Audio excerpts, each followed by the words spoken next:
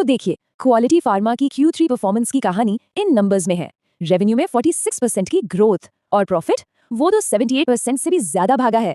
अब ये नंबर्स देखने में तो कमाल के हैं, पर असली कहानी तो इनके पीछे है। Q3 में कंपनी ने 123 करोड़ रुपए का कंसोलिडेटेड रेवेन्यू रिपोर्ट किया है। अपने आप में ये एक सॉलिड नंबर है, लेकिन इसकी असली कहानी ग्रोथ में है। पिछले साल इसी क्वार्टर में ये 84 करोड़ था, मतलब ईयर ऑन ईयर सीधे सीधे 46% की बढ़त। ये एक जबरदस्त टॉप लाइन ग्रोथ है।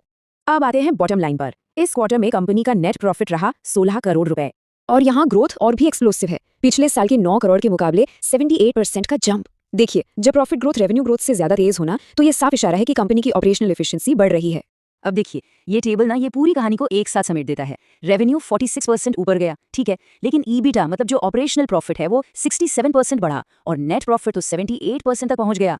और इसकी सबसे बड़ी वजह है ईबिटा मार्जिन में आया सुधार। मार्जिन 22% से बढ़कर 24.3% हो गया, मतलब सीधे 250 बेसिस पॉइंट्स का जंप। तो असली बात यह है कि कंपनी सिर्फ ज्यादा माल नहीं बेच रही, बल्कि हर एक सेल पर पहले से कहीं ज्यादा कमा रही है। That's the key. आज सब कुछ क्लियर कर देता है। लगभग 90% revenue out licensing and supplies से आता है।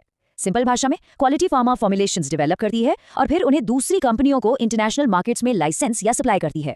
इस ग्रोथ के पीछे कुछ की ड्राइवर्स हैं। पहला, 70 से ज्यादा देशों में इनकी मौजूदगी है और इंटरनेशनल मार्केट्स में डिमांड भी काफी स्ट्रांग है। दूसरा, कंपनी लगातार अपना प्रोडक्ट पोर्टफोलियो बढ़ा रही है। और सबसे जरूरी बात, इनके 5 में से 4 मैन्युफैक्चरिंग यूनिट्स को EU GMP अप्रूवल मिला हुआ है, जो यूरोप जैसे हाई वैल्यू रेगुलेटेड मार्केट्स में एंट्री के लिए एक बहुत बड़ा माइलस्टोन है। क्वालिटी फार्मा ने अपने लेटेस्ट इन्वेस्टर प्रेजेंटेशन में कुछ ऐसे एक्सपेंशन प्लान्स रिवील किए हैं जो कंपनी के फ्यूचर ग्रोथ को कंप्लीटली चेंज कर सकते हैं। लेकिन असली सवाल ये है, क्या ये रियल ग्रोथ अपॉर्चुनिटी है या सिर्फ फ्यूचर एक्सपेक्टेशंस? क्योंकि इन्वेस्टर प्रेजेंटेशन में एक इंपॉर्टेंट डिटेल है जो डिसाइड करेगी कि कंपनी का अगला फेज स्ट्रांग होगा या रिस्की। तो चलिए आज के इस विश्लेषण में गहराई से उतरते हैं और देखते हैं कि कहानी क्या है। इस विश्लेषण में हम डायरेक्ट इन्वेस्टर प्रेजेंटेशन के नंबर्स और स्ट्रैटेजी को ब्रेक डाउन करेंगे।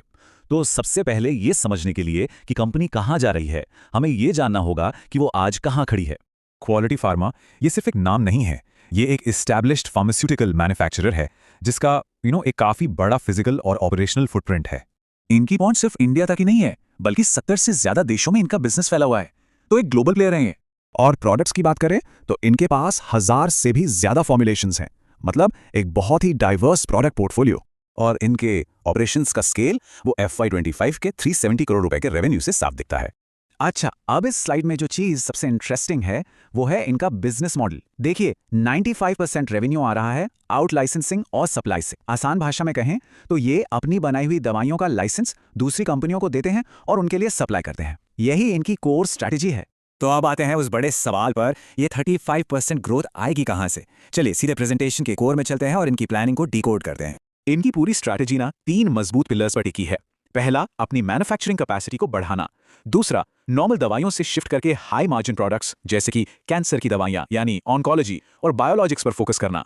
और तीसरा, और ज्यादा देशों में अपने प्रोडक्ट्स के लिए अप्रूवल्स हासिल करना। और देखिए, ऐसा नहीं है कि ये सिर्फ हवा में बातें हैं। जैसा यहां दिख रहा है, कंपनी ने 2023 में बायोलॉजिकल यूनिट बनाने से लेकर 2025 में इंपॉर्टेंट रेगुलेटरी अप्रूवल्स लेने तक लगातार प्रोग्रेस दिखाया है। इससे उनके एग्जीक्यूशन पावर में एक कॉन्फिडेंस बनता है। तो प्लान तो काफी एम्बिशियस लगता है ना? लेकिन क्या कंपनी के पास इस प्लान को पूरा करने की ताकत है? चलिए इनके कंपैरेटिव एडवांटेजेस को आराम से एनालाइज करते हैं। यह चार्ट उनकी एग्जीक्यूशन कैपेबिलिटी को बहुत ही जबरदस्त तरीके से दिखाता है। रेगुलेटरी फाइलिंग्स मतलब दूसरे देशों में दवा बेचने के लिए अप्रूवल्स सिर्फ 2 साल में 75 से बढ़कर 175 हो गए हैं। मार्केट एक्सेस के लिए ये एक बहुत बड़ा पॉजिटिव सिग्नल है। तो सबसे अहम बात है इनकी स्ट्रॉन्ग रेगुलेटरी कंप्लायंस और R&D फाउंडेशन। जब आपकी ज्यादातर फैसिलिटीज को EU GMP जैसे कठोर स्टैंडर्ड्स का अप्रूवल मिल जाता है तो ये क्वालिटी का एक बेंचमार्क बन जाता है, और यही चीज एक मजबूत कंपेटिटिव एडवांटेज की तरह काम करती है। लेकिन हर ग्रोथ स्टोरी में एक पोटेंशियल प्लॉट ट्विस्ट तो होता ही है। तो अब वक्त है उन छुपे हुए रिस्क फैक्टर्स को देखने का जिन पर शायद ज्यादा लोगों का ध्यान न जाए। इतने मजबूत बुल केस को देखने के बाद एक स्मार्ट इन्वेस्टर की तरह क्रिटिकल सवाल पूछना तो बनता ही है। सबसे पहला और सबसे बड़ा रिस्क है एग्जीक्यूशन रिस्क। देखिए, कैपेसिटी बढ़ाना और साथ ही बायोलॉजिक्स जैसे बिल्कुल नए और कॉम्प्लेक्स प्रोडक्ट्स में जाना कागज पर तो बहुत अच्छा लगता है, लेकिन रियल वर्ल्ड में डिलेज और ना जाने कैसे कैसे चैलेंजेस आ सकते हैं। दूसरा रिस्क है इनकी एक्सपोर्ट पर हद से ज्यादा निर्भरता। जब आपका 90% रेवेन्यू ही इंटरनेशनल मार्केट से आ रहा हो तो आप ग्लोबल ट्रेड पॉलिसीज, करेंसी के उतार चढ़ाव और जियोपॉलिटिकल टेंशंस के लिए बहुत ज्यादा सेंसिटिव हो जाते हैं। किसी एक बड़े देश में पॉलिसी बदली और उसका सीधा असर इनके बिजनेस पर पड़ सकता है। और तीसरा है रेगुलेटरी रिस्क। जो चीज आज इनकी ताकत है वही कल चैलेंज भी बन सकती है। 70 से ज्यादा देशों के अलग अलग नियमों का पालन करते रहना एक कांस्टेंट और काफी महंगा प्रोसेस है। एक भी गलती और ये किसी बड़े मार्केट से बाहर हो सकते हैं।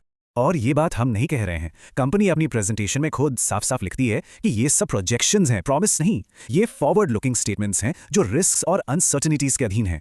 तो चलिए अब इस कहानी के दोनों पहलुओं, ग्रोथ के वादे और रियलिटी के रिस्क को एक साथ रखते हैं और एक फाइनल रियलिटी चेक करते हैं।